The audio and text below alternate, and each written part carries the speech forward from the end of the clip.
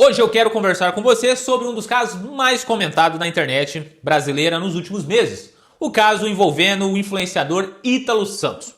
E eu quero deixar uma coisa muito clara já de começo. Aqui a gente não vai fazer julgamento de internet. A gente vai analisar o caso com responsabilidade e tecnicidade jurídica. Porque uma coisa é repercussão nas redes sociais. Outra coisa é um processo criminal. E quando a gente fala de menor de idade, exposição digital, conteúdo e monetização e até mesmo uma possível exploração, o assunto deixa de uma polêmica de internet e entra num campo mais sério. A gente fala que entra no campo do direito penal. Então, antes de eu explicar o que aconteceu, o porquê houve a prisão, se houve condenação, se a defesa ainda tem o que fazer, se inscreve aqui no canal. Porque aqui no canal, eu trago análise criminal dos casos reais com visão técnica, sem distorção e sem sensacionalismo. Agora vamos entender o caso do Ítalo Santos. E primeiro, o que fez esse caso explodir nas redes sociais? O caso envolvendo o Ítalo começou a ganhar força quando os vídeos antigos do Ítalo começaram a circular novamente nas redes sociais. E nesses vídeos ali apareciam adolescentes em situações que geraram muita discussão pública. E a internet começou a questionar se aquilo apenas era um entretenimento, era humor ou era um conteúdo que influenciava outras situações de exposição inadequada daqueles menores. E esse é um primeiro ponto importante. Nem tudo que viraliza é crime, mas nem tudo que é chamado de conteúdo está protegido também pela ideia de entretenimento. Quando existe criança, adolescente envolvidos ali, tem que ser analisado de uma forma diferente. A justiça não olha apenas pelo vídeo isolado por si só, ela olha pelo contexto geral daquele vídeo. Vamos lá, como assim? Quem produziu o vídeo? Quem publicou? Quem está lucrando com isso? Qual era o papel daqueles menores naqueles vídeos? Havia vulnerabilidade? Existia uma exposição indevida, inadequada? Então, o caso não pode ser analisado só pela emoção da internet. Ele tem que ser analisado pelo contexto geral daquele vídeo. E ele precisa ser analisado com base em provas, contexto e enquadramento jurídico. Se houve um crime ali, quem cometeu? E aí entra um segundo personagem nesses vídeos. O Felca. O papel do Felca que repercutiu. Um ponto que aumentou mais a repercussão foi o vídeo publicado pelo influenciador Felca, falando de um tema de adultização. Esse vídeo teve uma repercussão gigantesca na internet em pouco tempo. E depois dele, muita gente passou a olhar novamente os conteúdos antigos do Ítalo de uma forma diferente. Mas aqui tem uma observação importante. O vídeo do Felca não condenou ninguém. O vídeo do Felca não substituiu uma investigação. O que ele fez foi colocar luz sobre um assunto que já vinha sendo discutido. E quando a repercussão pública ficou grande, o caso saiu da esfera da opinião e começou a pressionar as instituições. Aí entrou o Ministério Público, Polícia Civil, Poder Judiciário e uma investigação formal. E no processo penal, o que importa não é só o que a internet acha. O que importa é o que pode ser provado numa investigação. E um terceiro ponto importante aqui, o que estava sendo investigado contra o Ítalo. Pelo que foi divulgado ali publicamente, as investigações passaram a apurar se havia exploração de menores em conteúdos digitais. O que eu quero te explicar aqui, de uma forma simples, muita gente imagina que o crime envolvendo menor só existe quando há um contato físico, mas nem tudo. Isso é um erro. Já o Estatuto da Criança e Adolescente protege o menor, a criança, também contra a exposição indevida, exploração de imagem, produção de conteúdo impróprio em situação que viola a dignidade e o desenvolvimento e a proteção integral do menor ou do adolescente. Então a pergunta jurídica não é apenas, teve contato físico? A pergunta é muito mais ampla. Aquele menor foi exposto de forma indevida? A imagem dele foi usada para gerar engajamento? Houve lucro dessa exposição do menor? O conteúdo colocava aqueles adolescentes em situação incompatível com a proteção da lei. A proteção que a lei exige. Ali foi demonstrado que existia uma vulnerabilidade social.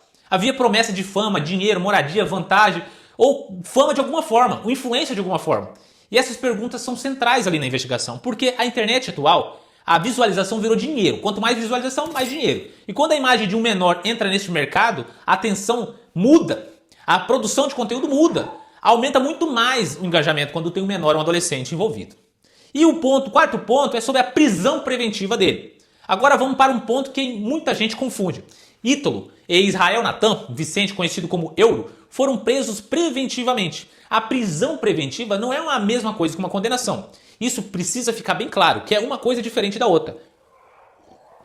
A prisão preventiva é uma prisão cautelar. Ela pode acontecer durante a investigação, durante um processo ou quando o juiz entende fundamentos legais para manter uma pessoa presa antes do fim definitivo de um caso.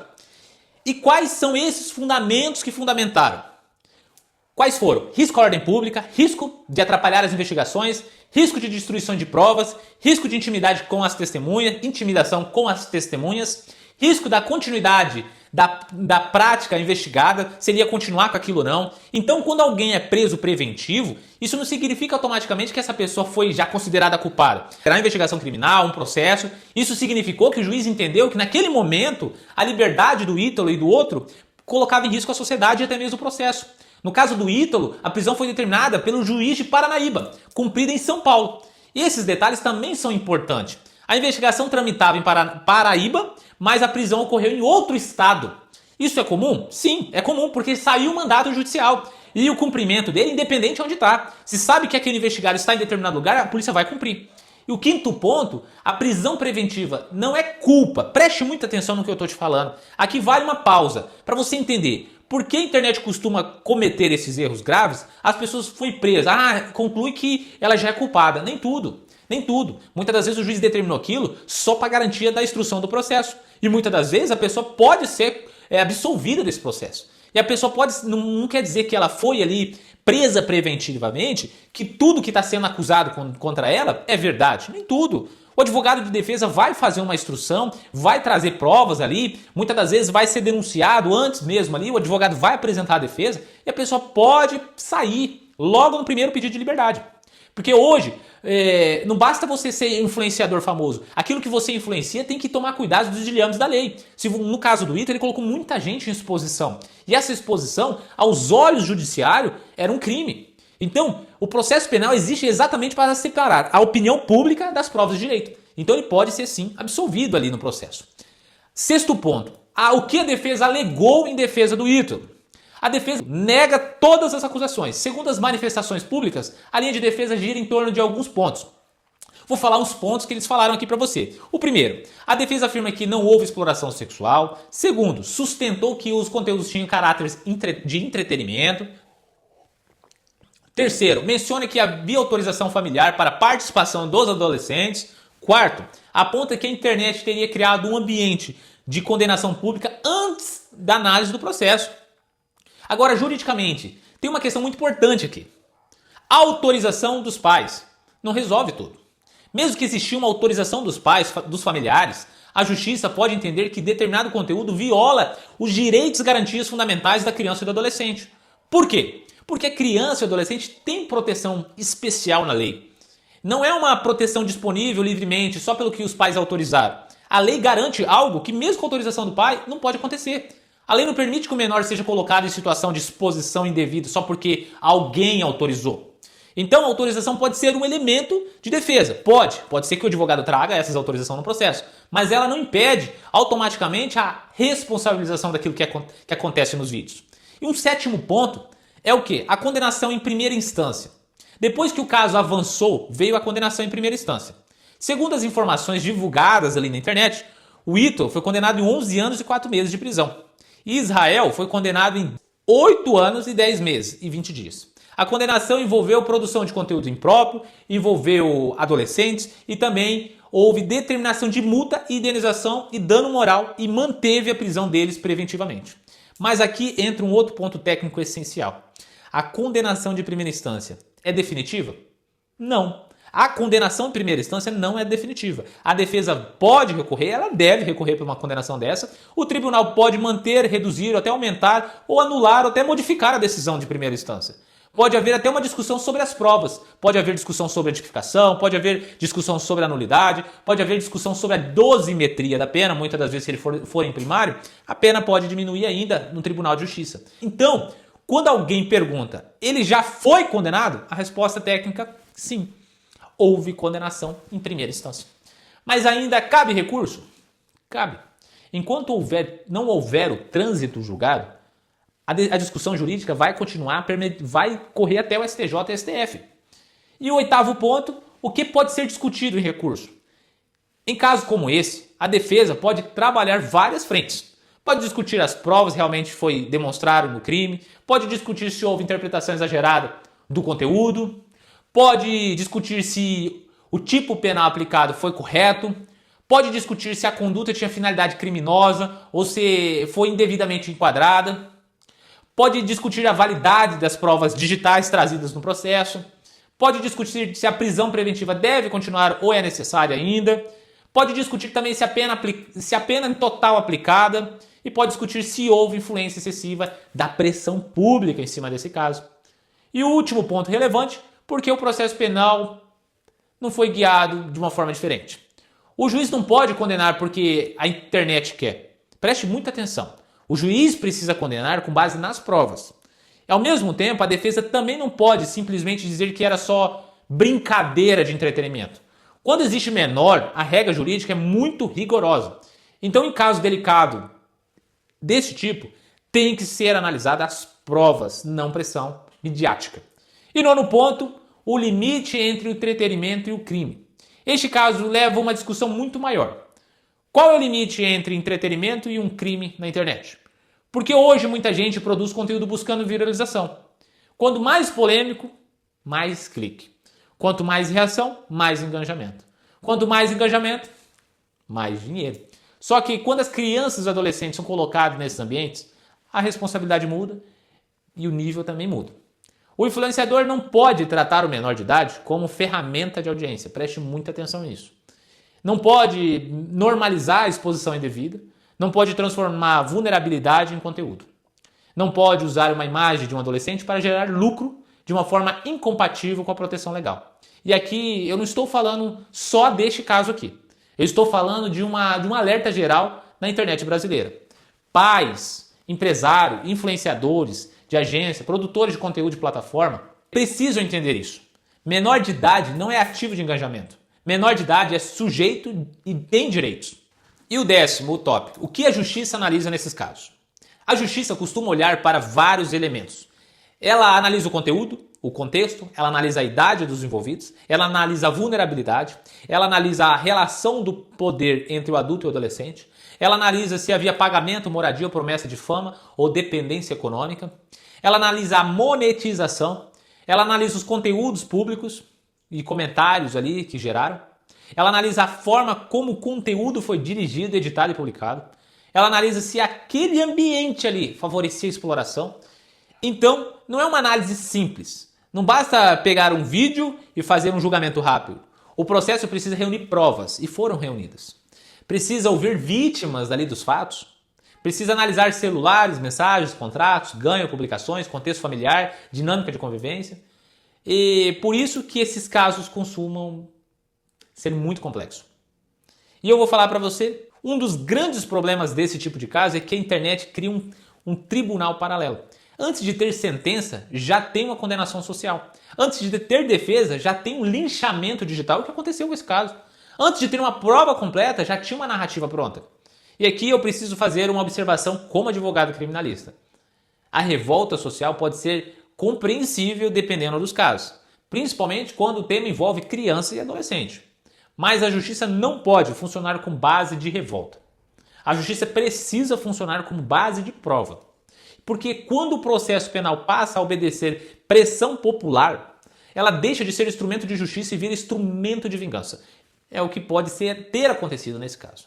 Ao mesmo tempo, também não pode ser usada como crítica ou um tribunal em si só na internet.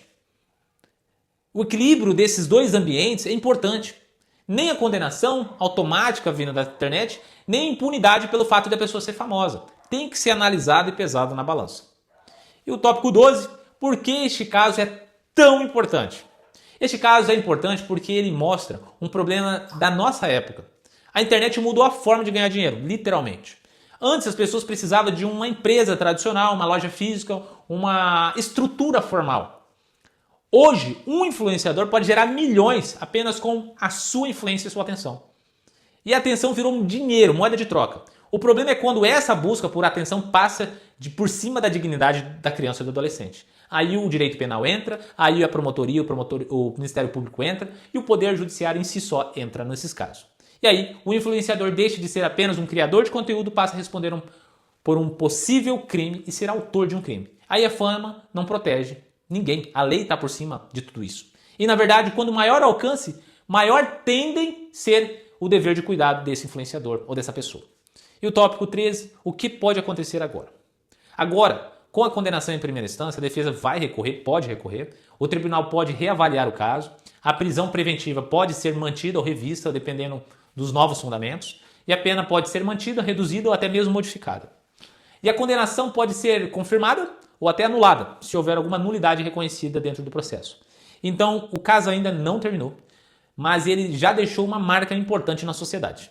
Ele virou um divisor de águas, de debate sobre a influência da infância nos meios digitais e a responsabilidade criminal das redes sociais sobre isso.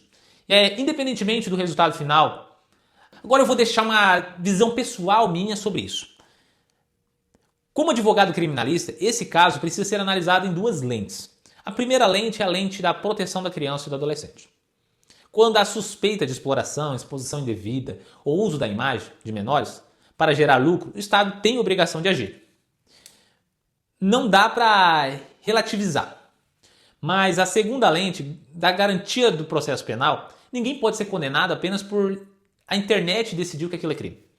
É preciso entender que tem que ter uma prova, tem que ter um contraditório, é preciso ter uma ampla defesa, é preciso respeitar o devido processo legal. Então a pergunta não é simplesmente se você gosta ou não gosta do influenciador. A pergunta correta é: as provas demonstram de forma seguras que houve crime? A conduta se encaixa exatamente no tipo penal aplicado? A pena foi corretamente dosada? A prisão preventiva continua sendo necessária para eles? Essas são as perguntas jurídicas. É isso que diferencia uma análise criminal séria de comentários aleatórios da rede social. Agora eu quero saber a sua opinião. Você acha que este caso mostra um limite necessário para os influenciadores? Ou você acredita que a internet pesou demais antes do julgamento definitivo? Comenta aqui embaixo. Se você quer entender casos criminais reais e análises técnicas, se inscreve no canal, já falei para você, se inscreve aqui. Porque aqui a gente analisa o direito penal como ele é. Com prova, com processo, com responsabilidade, sem distorção.